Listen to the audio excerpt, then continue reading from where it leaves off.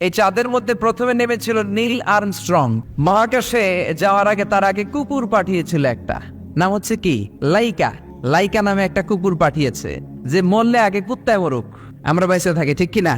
নাসার বিজ্ঞানীরা আগে কুকুর পাঠানোর পরে দেখেন আসে বেঁচে থাকে না, কারণ আপনি মাধ্যাকর্ষণ শক্তির বাইরে গেলে ওখানে কোনো বাতাস নাই, ওখানে কোনো আওয়াজ নাই, ওখানে কোনো অক্সিজেন নাই, বাঁচার পরিবেশও নাই, চিল্লায় বলেন ঠিক কিনা? তারপর গেল ভ্যালেন্টিনা তেরেস্কোভা, প্রথম নভোচারী।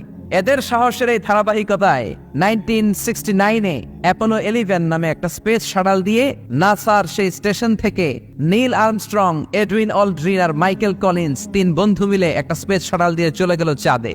চাঁদে তারা নামলো, ইউনাইটেড স্টেটস অফ আমেরিকার পতাকা তারা সেখানে গেড়ে দিল। নীল আর্মস্ট্রং খেয়াল করে দেখে চাঁদের এই মাথা থেকে ওই মাথার মাঝখানটাতে ফাটিয়েছে কে? সে পরবর্তীতে পৃথিবীতে এসে বিশ্বনবীর বায়োগ্রাফি পড়ে জানতে পেরেছে এটা বিশ্বনবী আঙ্গুলের ইশারায় ফাটিয়েছিলেন। পড়েন আল্লাহু আকবার। আবার চাঁদের মধ্যে সে একটা মিউজিক শুনতে পেল। কি শুনতে পেল? চমৎকার একটা মিউজিক, কিন্তু পৃথিবীতে এসে কোথাও এই মিউজিক সে পায় না, কোথাও এই মিউজিকের ক্যাসেট অ্যালবাম খুঁজে পায় না। পরে আমেরিকার একটা প্রেয়ার হলের পাশ দিয়ে সে হেঁটে যাচ্ছে, হঠাৎ দেখে ওই মসজিদের ভেতর থেকে ওই মিউজিকটা বাজে যেটা সে চাঁদে শুনেছে। মসজিদে ঢুকে দেখে একজন লোক কানের মধ্যে দুই হাত দিয়ে এই মিউজিকটা বাজায়। আসলে এটা কি মিউজিক না আজান?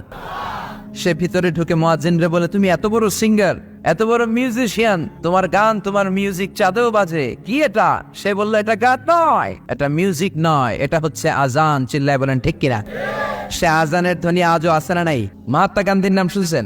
ভারতের অবিসংবাদিত নেতা, ব্রিটিশ খেদাও আন্দোলনের পুরোধা, যিনি বারেট ল করেছেন লন্ডন থেকে, পেশায় একজন ব্যারিস্টার।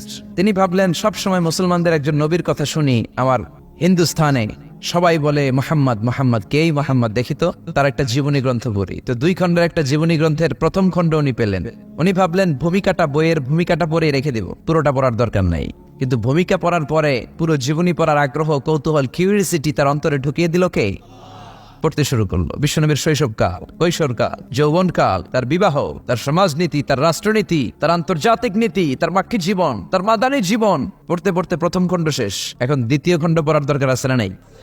দ্বিতীয় খণ্ড তো তার কাছে নাই। তিনি একবার ইন্ডিয়ার পুরাতন লাইব্রেরিগুলোকে তন্ন করে খুঁজে দ্বিতীয় খণ্ড জোগাড় করলেন, সেটাও পড়লেন। পরে তিনি অবাক, তিনি কমেন্ট করলেন, I have scanned lot of biographies in my life, but the biography of last messenger Muhammad was an unique, unparalleled and fantastic biography I've ever read. চিল্লায় বলেন আল্লাহু আকবার।